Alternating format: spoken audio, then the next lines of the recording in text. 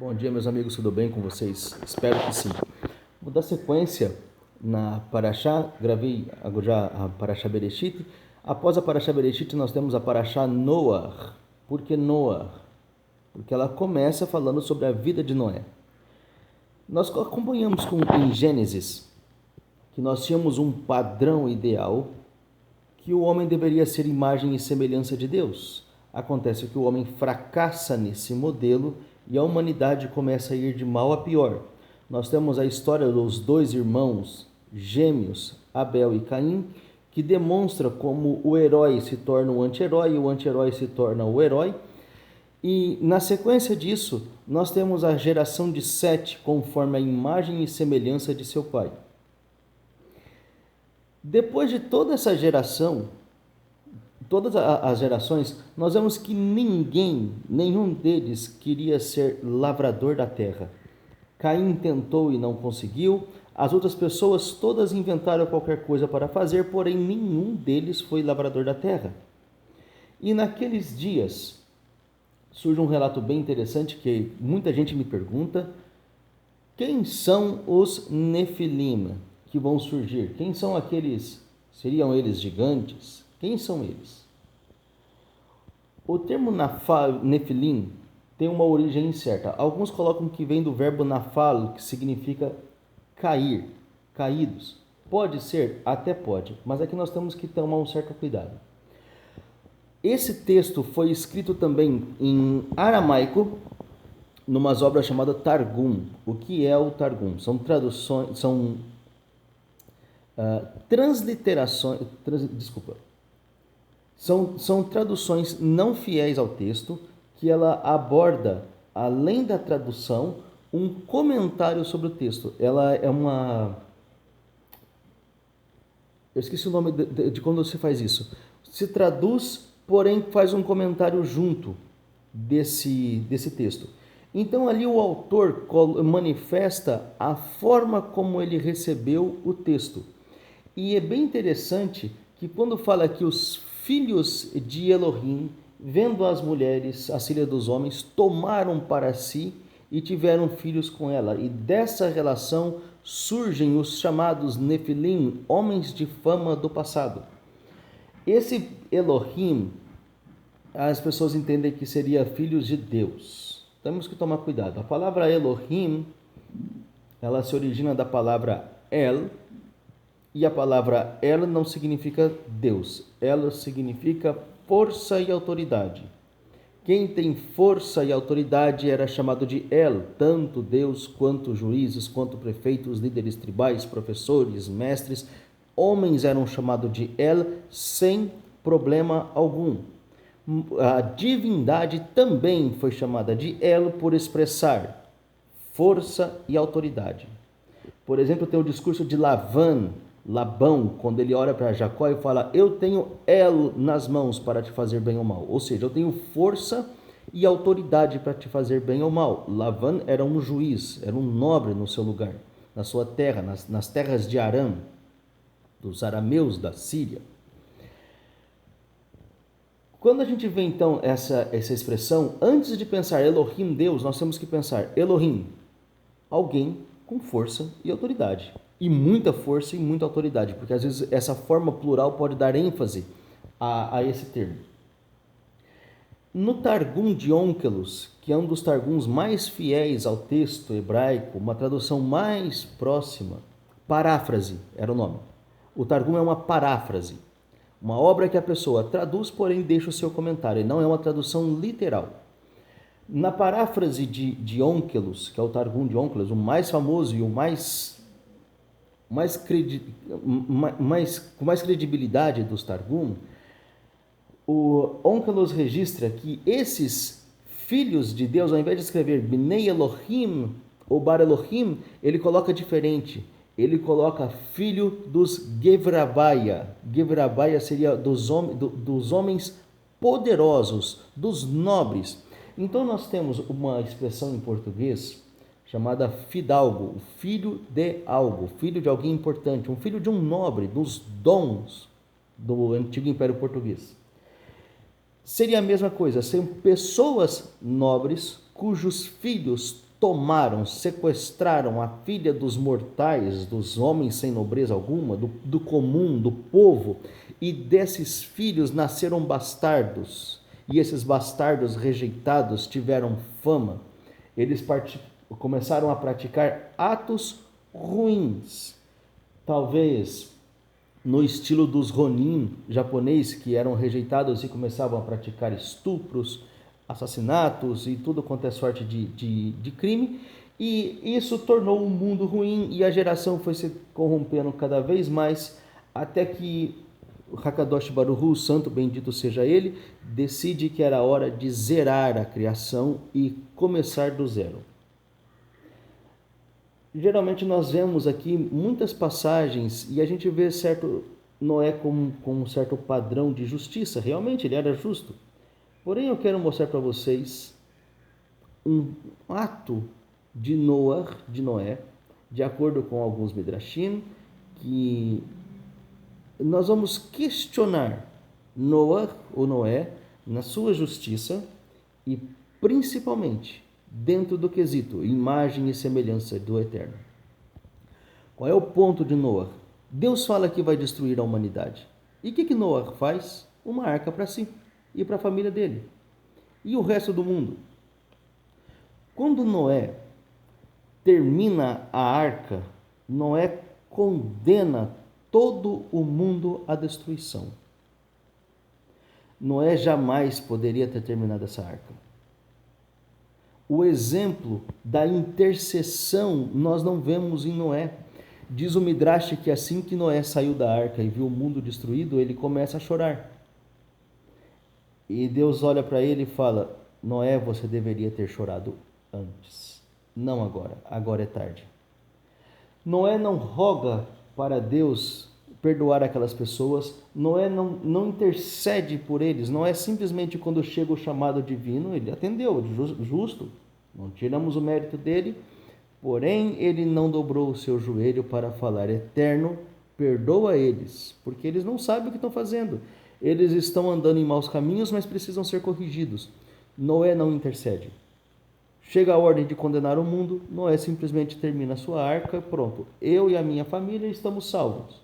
E ainda alguns animais. E o mundo que seja levado pelo dilúvio. Dentro da imagem e semelhança de Deus, fazer para o próximo aquilo que queremos que Deus, ser para o próximo aquilo que esperamos que Deus seja para nós. Como está Noé nesse propósito? Entenda, o Eterno podia usar Noé novamente para os seus propósitos futuros, porém nós vamos ver nessa paraxá, que ela termina no capítulo 9, que não é isso que acontece. O Eterno usa Noé e não o utiliza mais. Depois do dilúvio, a história de Noé é encerrada. Interessante que nós vamos ver que Noé começa a ser lavrador da terra. Ele tenta repetir a história de Adão, porém ele já fracassa no seu primeiro obstáculo, a vinha. Ele se embriaga e aqui nós temos a primeira máscara do homem.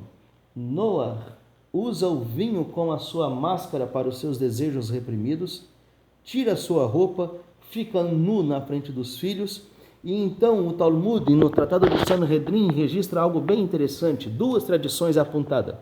Perceba que quando os filhos de Noé veem a nudez do pai, um deles, o seu filho Ham, vê a nudez de Noé, Noé não amaldiçoa Ham, mas amaldiçoa o filho dele, Canaã. Por quê? O Talmud registra que duas tradições são apontadas aqui. Primeiro, Ham não riu do pai. Ham, ao ver o pai nu, caído, ele abusa sexualmente do seu pai. Tanto que o verso em hebraico diz que e quando acordou Noé, ficou sabendo do que lhe fez o seu filho. Não foi algo que ele viu e riu, não, ele fez algo com o pai. É isso que diz o verso em hebraico. E Noé amaldiçoa o filho dele, porque isso envolveu semente. Outra tradição diz que Ham teria castrado Noé. Por isso que a maldição envolve semente. A semente de rã é que é amaldiçoada. Outro aspecto ainda, ainda falando um pouco sobre esses caídos, os Nefilim. Algumas pessoas colocam que Nefilim seria, na verdade, os anjos. Os anjos tiveram relações sexuais com as mulheres e daí surgiu os Nefilim, os gigantes. Vamos entender isso. Existe uma constelação que os hebreus, os semitas conheciam, que era a constelação que nós chamamos hoje de Orion. Essa constelação ela forma um gigante. Então, quando eles viam uma pessoa grande, ele achava que eles associavam aquela constelação, Orion, à pessoa. Então, o gigante seria o filho das estrelas, não que a estrela teve qualquer participação nisso, mas era a lembrança. Então, conforme eles viam o gigante nos astros, agora eles vinham aqui embaixo. É por isso que eles têm esse nome, de Nafala. Nefilim vem dos gigantes da constelação de Orion, que era assim que eles chamavam eles. Até alguns sugeriam que a estrela, o gigante da estrela, caiu na terra e está aqui. Mas a ideia de filhos de anjos só vai surgir no momento posterior de influência grega, somente depois do período helenista com o livro de Hanor, ou livro de Enoque, é que vai surgir tais teorias. Antes da influência grega, antes da dominação de Alexandre o Grande, não existe na tradição judaica esse suposto coito de anjos com homem. Os Targumim, plural de Targum, que registram os anjos caídos, eles apontam, se não me engano, no Targum de Pseudo-Yonatan, que era o Targum de Jerusalém, Yerushalayim. Ele é do século, se não me engano, século 8 depois de Cristo, e ele aponta que dois anjos especiais, Azazel e um outro anjo que eu não me lembro o nome, que tem relação com as mulheres. Diferentemente do que já diz o pseudo-livro, o livro apócrifo de Enoque, que diz que foram outros anjos que tiveram relações, e não só esses dois. Eram 7 arcanjos que caíram das suas posições, falharam, e por isso vem os Nefilim. Essa história não convence, ainda mais quando nós temos registro do recebimento desse texto, que esses Nefilim seriam então os caídos do seu padrão social, o padrão de conduta, é dali que eles caíram, e não caído do céu, caído das estrelas, nada disso, eram filhos de nobres que deturparam no seu caminho. E até se nós, um pouco de coerência, os Nefilim continuam ocorrendo após o dilúvio. Agora pensa, aí tem gente que fala que os Nefilim, na verdade, esses gigantes que Deus queria destruir, agarraram na arca de Noé e por isso sobreviveram. Tá. O Eterno, em todo o seu poder, quer destruir a humanidade por causa dos Nefilim.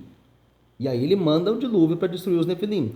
E Deus destrói o mundo inteiro, menos os Nefilim. Mas que Deus fraco esse, hein? Estratégia falida de Deus. Quero matar a pessoa. Até o governo de Israel, na sua sabedoria, quando acha que tem que matar um terrorista, consegue fazer um ataque preciso, 100% preciso, como fez agora, e matou os 20 líderes do movimento Jihad Islâmica. Israel consegue fazer isso, o homem consegue fazer isso. E o Eterno teria falhado no seu propósito de matar os Nefilins, permitindo que eles continuassem vivos? Não faz sentido. Da história de Noé vão surgir os seus filhos, sua descendência, e o propósito do Éden é resgatado na paraxá que vai se seguir, na paraxá Lech Lechá. E nós já vamos comentar sobre ela. Por enquanto, o meu Shabbat Shalom, meditem na paraxá de Noé. O que nós construímos no mundo? Uma arca para nós ou uma arca para a humanidade? Quem nós queremos que fique conosco? Somente nós? Isso é salvação ou isso é egoísmo? Qual é o nosso papel no mundo? Como seremos imagem e semelhança do Deus invisível nesse mundo? Nosso dever, ser para o próximo aquilo que nós esperamos que Deus seja para nós. A relação espiritual, de acordo com as escrituras hebraicas, não é vertical, ela é horizontal. Eu sou horizontal, eu sou espiritual quando eu trabalho na terra, trabalho em prol de elevar a humanidade para Deus. O objetivo do judaísmo não é transformar o mundo no mundo mais judaico, mas sim no mundo mais humano. Até a próxima.